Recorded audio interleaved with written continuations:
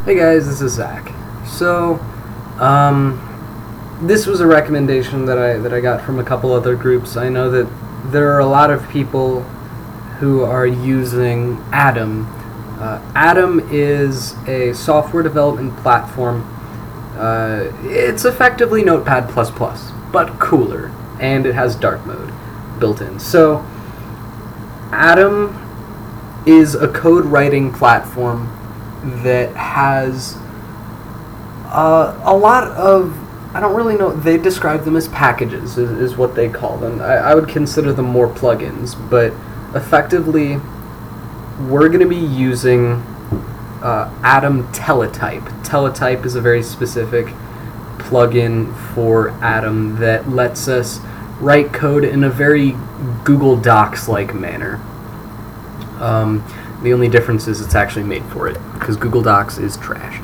So, I'm going to run you through the basics of installing Atom, creating a GitHub account. I'll describe, unfortunately I already made one, so it's if you have trouble, which I highly doubt you will, come talk to me, I guess. But installing Atom, we'll do that first. So I'm on Linux right now. Also, I'd like to apologize. I don't have a proper microphone. This is my laptop's built-in microphone right now, and so I found out that I do not need to yell. I figured it would be a little bit weak, but no, it tends to overmodulate a bit. So,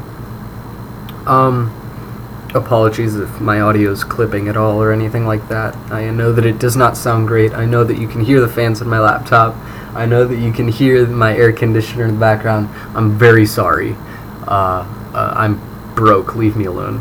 So, I'm on Linux right now. You're probably either on Windows or Mac. But basically, if you go to atom.io on their homepage, they should have a big old download button. I'm on Debian, so I'm going to install I'm going to download the .deb package. And for Linux, for Windows, it'll probably be a .exe. For Mac, well, I don't know what Mac uses, but it should be pretty straightforward. So go ahead and download that, and then it is 100 megs, so depending on whether or not your internet's bottlenecked like mine, it'll either go fast or slow. So I'll pause this and resume when it's done. Alright, so it went ahead and finished downloading. Just make sure I'm still recording. Oh, yeah, I am. Okay, sorry about that. So it went ahead and finished downloading. Now, on Windows, again, this is going to be as easy as clicking the exe. On Mac, well, I'm sorry, I've never owned a Mac. I do Apple phones, I don't do Apple laptops, or watches, or whatever the hell they make now. So, it should be pretty straightforward. If you have troubles with it, shoot me a text, we can figure it out. On Linux, I had to deal with some dependency issues and whatnot, but I went ahead and got it all figured out. So go ahead and install Atom. It should be pretty painless, and it shouldn't be taking this long.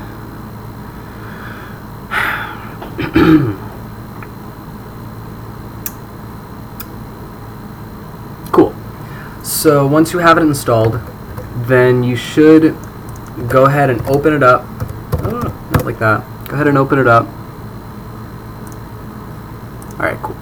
So Atom itself, this feels pretty empty. There we go. Atom itself is, well, it's a whole software suite, honestly. So this is a little bit, let's not forget, this is designed for, like, software developers and people who are part of businesses and stuff that all work together. So this is very, very scalable. We're using it on a very tiny scale, so our use case is going to be a little bit weird given the platform, but it will be much better than, well, Google Docs, so you can ignore that. So we have Atom installed. With Atom, we can do basic, code writing and stuff, but what we want to do is collaborate. So we want to install Teletype. I guess, yeah, there's a button for it right here. On the right, you can either install a package or collaborate in real time with Teletype, and then click the big old install button. So they do have a built-in package manager here. but you can go ahead and press install on that one. There's also another thing that you can do. I'm not going to walk you through specific because, again, that's actually very different compared to like Windows and Linux and Mac and whatnot. So there's also, if you want to install a package, you can do GPP compiler. Now, this is a plugin that will let you automatically run and test code for whatever we're working on. You can just right-click and compile it and see if there are any errors, see if there's anything that's screwy. That is the upside. The downside is, I'd also like to point out, if you want to do this, make sure you're doing GPP-compiler. GPP is its own compiler, but that only does C++. So if you want C, we're going to be doing GPP-compiler. So I'm going to go ahead and install that. Whether you want to do it is kind of up to you. The problem with it is that in order to actually be able to use it for Windows, you need to install MinGW. Now, MinGW is relatively easy. I actually installed it about a couple weeks ago. It is pretty painless. You should be able to click through all of the OK buttons and it should work fine. It's literally Cygwin. Actually, they say on the home page, if you're looking for some other context, then use Cygwin instead. So they're effectively the same. They're just a tiny Linux installation with the GCC compiler built in. MinGW is just a different implementation of it. So if you want to install that and tinker with it and get it to work, then you can. You don't have to. I know I'll be able to compile it at the very least, but honestly, I'm going to leave that up to your best judgment. If you're on Mac, you need Xcode. Again, I don't know how I don't even know how to install software on a Mac, honestly. Like Linux, we have central software repositories, so whatever it is, I can literally just type in like apt install and then the name of the program. But I know Windows, you need executables, so if you want that on MinGW, head over to the downloads page. There's a little download button here. Click that and run through the installer. Pretty straightforward, but I understand if you don't want to. So that is the setup is done officially, but I'll walk you guys through effectively how to use the basics of the program. So now we have Atom installed, we have Teletype installed. If you want, you have GPP compiler installed, and so to actually do things on it, first we probably want to actually make a project. So I'm going to go ahead and say new file. Yeah, I guess, nah, I don't want to do that. I want to make a folder. File, open folder. I went ahead and made a folder in my home directory just called Documents Atom.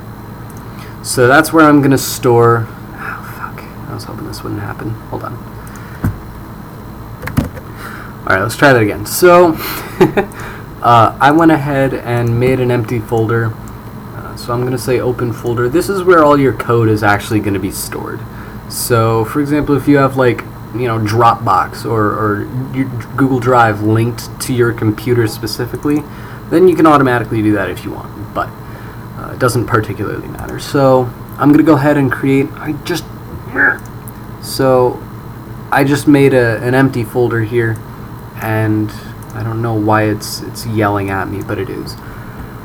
So there, now I have a project tab. I don't know why it's showing this, or I guess this is understandable, but I don't need it right now. So I've got a project tab here on the left. So with this I can create a new file, for example. I want to create test.c. That's going to be my my little example program here. So test.c is now just in this folder. If you want to open up your file explorer and navigate to wherever you selected that folder, it's literally just a file. There's no special anything here.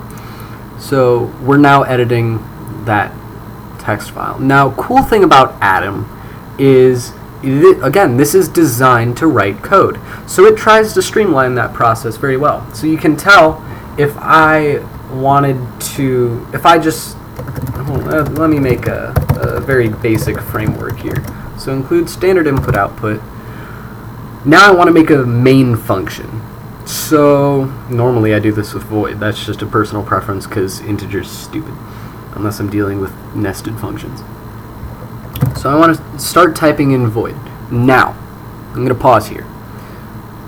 With Atom, you can actually do code completion or auto completion, however you want to say it. If you just want to type out a function and do it manually, by all means feel free to. But if you're more for the automated style of typing, and I just type in void, by pressing tab it will actually auto-complete a framework for whatever you're trying to do. So for example, this is a function, so I want the main function. I can accept arguments or I can leave this blank. Since it's a comment, the compiler will ignore it. But it already did the brackets, the spacing. This is where I want to put my code, etc., etc. So it'll do that for any number of things. If I type in if and press tab, bam, automatically condition, code. I assume if I do else, no, okay. Well, if I did else and then did opening bracket, it'll automatically put in that closing bracket, etc., etc. Press enter, it does spacing automatically. It does all this automatically. Now, if you don't like that, that's okay. I don't like that, personally. That is something that I'm accustomed to writing in what's effectively Notepad. You know, I'm accustomed to writing with bare bones. When things start shoving in symbols where I don't think that they will, it does screw with me and I'll forget that they're there. So if you just start typing and you don't want to actually do any of that, by not pressing tab, it'll put in, you know, when you do an opening parentheses, it'll put it in the closing parentheses. Same with braces. But it won't throw anything in that will severely screw you up. So, you know, if I just wanted to do a simple printf statement, you'll see as I was typing that, it automatically put in the double parentheses and then the double quotations just from me typing that. So after that, this should be a valid function, except for it doesn't put in the semicolon. That is a thing to note. Make sure you are ending with a semicolon because this doesn't like to put it in there. I'm not sure what the story with that is, but that's what it is. So Control S to save. You'll notice at the top there when you make any changes, there's that little blue dot that appears there, and that will disappear if you do Control S to save. I'm sure that there's another way, you know, file, save, yada yada. So now that's actually stored in that text file. And again, if you install GPP compiler, you should be able to right click and, you know, compile and run, and it'll open up its own little window to do whatever you told it to do. If you didn't want to do that, that's fine. I know I'm at least I have it installed, I have it configured, and it works fine for me. So unless I'm deathly ill, which doesn't happen to me that often, I will always be there to help compile the code. And if I'm not, you can always select all, copy, paste into your own compiler, do whatever. So this is made to be pretty straightforward. Now for the actual teletype, the collaboration is what we want to use this for. We need a GitHub account. Unfortunately, this is not a decentralized thing, so if you go over and, oh, and by the way, this is how you access it. At the top here, there's the packages menu. Every time you install a new package, there will be a new little tab on this. It came with a handful of them pre-installed. You know, this is the thing that automatically fills in the brackets and braces and parentheses when you start them. This is the thing that lets you upload your code to GitHub automatically and whatnot. Down here you'll notice we now have Teletype as well. And then there are two buttons for Teletype, Share Portal and Join Portal. As for, you know, how this is going to work, one person in the group will share a portal, everyone else will join it. By sharing, it creates a little link here at the bottom, and you copy it and I assume, we'll throw this in a Google Doc probably, and everyone else can join. And so you just go in and press Teletype join portal, enter that URL, press join, and boom, we're all working on the same project. So that's going to be pretty straightforward. But to get that set up, first we need to link our GitHub account. If you do not have a GitHub account, that's okay. I set mine up in about 30 seconds. If you head on over to github.com, and of course I'm already signed in, you go ahead and press the sign up button at the upper right hand corner, pick a username. I'm the Fuzzy Fish. That's been my username since I was like 7. So there's that. Enter an email address, password. They're pretty lax on the password. Press do the verification puzzle where you put something in the correct orientation as to what it's supposed to be. And yeah. So after you do that, press create an account. You'll head on over to step 2 where you choose your subscription. We're going to be using the free subscription. We don't need any fancy GitHub features, so free is fine. Just click that, press continue. Step 3, tailor your experience. If you want a GitHub account, like if you're serious about software engineering, GitHub is a standard of the industry, and I highly recommend you toy around with it before you head out into the wild.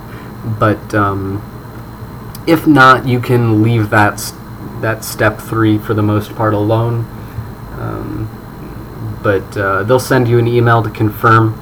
You click verify this email address, and that's pretty much it. So after that, if I go ahead and sign into my account here, for example, actually no, I don't need to. After that, head on over to Teletype. If you press share portal, I've already linked my GitHub account. Unfortunately, I don't know how to unlink it. I thought I deleted all of my settings, but apparently I didn't. If you try to press share or join portal, there will be a little tab down here that shows up that says go to this web page. I think it's like teletype.atom.io/GitHub or something, and you click that link and you sign in. It gives you a little token or authentication ID or something like that. You copy it, you paste it in there. That's all there is to it. So after that, then you have full access to the Teletype. And so we're going to be using this in class to, it's effectively a Google Docs type of application. If you have any issues setting it up, if you have any issues joining it, obviously we're all here to help each other. So feel free to shoot a text out to the group chat, shoot a text to me. I will do my best to help. If you're on, for example, Erica, I know you have a Mac. I'm not that good at Mac, but I'm sure we could figure something out with that. If you're on Windows, I can probably help you out there too.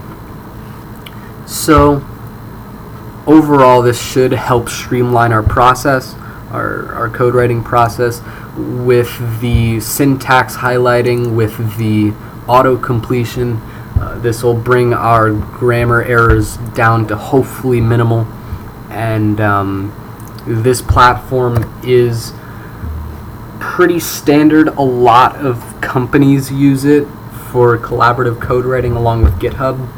And honestly, I've in the whopping hour and a half that I've used this, I've grown to like it a lot. So yeah, no, if you have any questions for installation, if you have any questions for properly setting it up, feel free to contact me. We can meet up in person, or we can talk about it over call or text, and we can sort out any issues that you're having.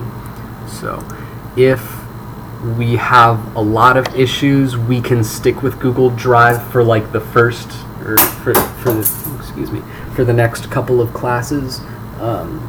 Google Docs. So, but hopefully soon we can migrate to this. I know that the other teams that are using Teletype are having pretty good success, and they're having a lot of fun with it. So yeah, that's all. So if you have any problems, shoot me a text, and I'll see you guys in whenever we have class next. So would that be Monday or Tuesday? Pretty sure it's Monday. I think it might be Tuesday. Ah, shit, it is Tuesday. So yeah, I'll see you guys in class next. Bye.